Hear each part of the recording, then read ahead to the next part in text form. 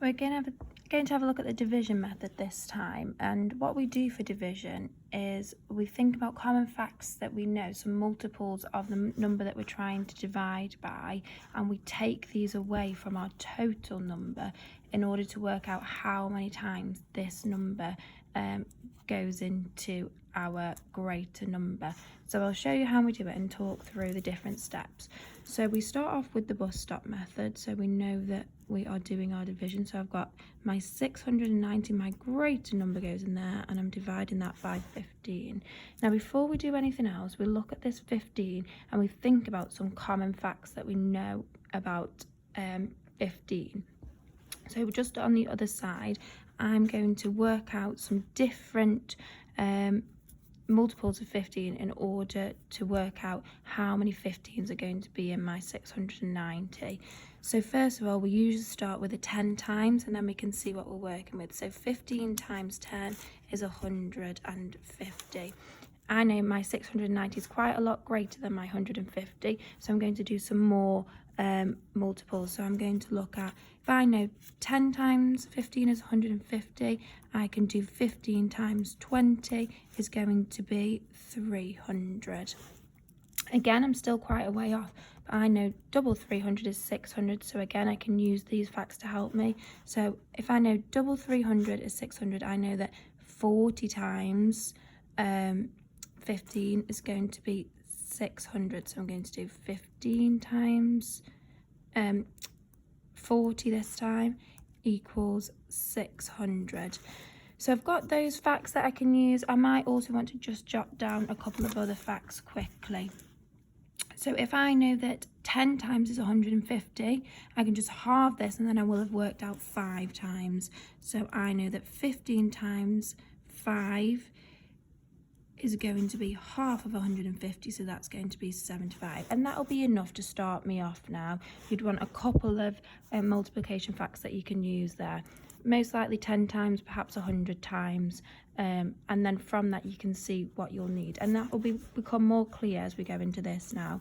So I've got my 690, and I'm thinking how many lots of 15 go into my 690, and I'm going to take away these chunks of numbers in order to work out how many times that 15 goes into 690. So I am looking for the closest multiple here of 15 to 690. So I can take away the biggest chunk first of all. I can see I've got a 600 here, so that's really, really close to that 690. So I put a takeaway sign there, and I put 600. I'm taking away 600 from 690, and that is 40 lots of 15. So next to that 600, so that I know how many lots of 15 is in it, I just put a 40 in the brackets there. And we draw a line under that part. Each time we add a number, we draw a line under it so we can see that's the calculation we're currently working out. So then I would take that away. 0 take away 0 is 0, 9 take away 0 is 9, and 6 take away 6 is 0. Okay, you wouldn't necessarily need to write the 0 there, but you can see it clearly there. So now I've got 90, and again I'm looking on this side and I'm thinking what's the closest multiple of 15 I've got to 90. I can see here I've got 15 times 5 equals 75. So I'd take that 75 away next. And I know that that's 5 lots of 15, so I'm putting that 5 in the brackets there, and that will help me at the end. Okay, going to do that subtraction. You can't do 0 take away 5, so I take 1 from my tens column, obviously change that to an 8 because I've taken that into my ones column, and I've got 10 take away 5, drawing that line under there. 10 take away 5 is 5, 8 take away 7 is 1. Obviously I've got a 15 left now. I know that 1 lot of 15 equals 15, so again I put that 1 in the brackets because I've done 1 times 15 equals 15, and then I take that away and I've got 0. 15, 5 take away 5 is 0, 1 take away 1 is 0. Because I've got 0 there, I know that I have found out how many lots of 15 go into that 690. If I had a number left under here that was smaller than 15, then that would be my remainder. And then to work out how many lots of 15 go into 690, you add up these brackets. So 40 add 5 add 1 is 46. So 690 divided by 15 is 46. If we have a look at this one here, again, we're going to start with our common facts that we need. So I've got 656 divided by 4. Now, this time, I've got a 1-digit number, but I've got quite a way to go to get from 4 to 656. So thinking of my facts, start with 10 times again. 4 times 10 equals 40. Obviously, that's going to take me a long time to subtract 40s, so I'm going to go even bigger. So if I know 10 times 4 is 40, I can do 4 times 100 is going to be 400, and that's much, much closer. Again, I'm looking at this number and thinking, what's going to help me here? If I know 100 times is 400, I know that 50 times is going to be 200, and that's going to help me out there.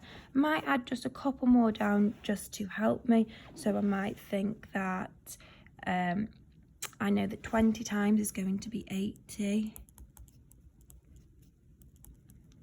I'm going to leave it there for now. I know my 4 times tables well, so I don't need, when I get lower down, I won't need too many of these facts to help me. So I'm going to start off with the closest one that I've got. I've got 400 there. So I'm going to take away 400 straight away and straight into those brackets. How many times 4 is 400? I can see it's 100 times 4. Draw my line underneath to show that's my calculation, and I take this away. 6 take away 0 is 6. So now I've got my 6 take away 0 is 6, 5 take away 0 is 5, 6 take away 4 is 2. And then I'm looking at these facts again. What can I use here to help me? Well, I know that 4 times 50 is 200, so I'm going to take away that 200, and again putting straight in that that is 50 times 4.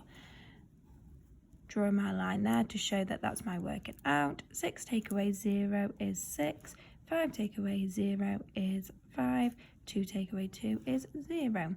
Now, from this stage, you might be able to work out in your 4 times tables how many 4s are in 56, or again, use your facts to help you. I've got nothing here that's going to help me, but I've got my 10 times actually that I can use there, so I'll take that away. So I'll take my 40 away, writing straight in that that is 10 times 4, and then I have got 6 take away 0 is 6, 5 take away 4 is 1, and then I know 4 times 4 is 16, so I can take away that 16 and put in straight into that bracket that that is 4 times 4. 6 take away 6 is 0, 1 take away 1 is 0, and because I've got 0 there, I know that I have not got a remainder, and then I add these up, so I've got 150, 164, so I know that 656 divided by 4 is 164.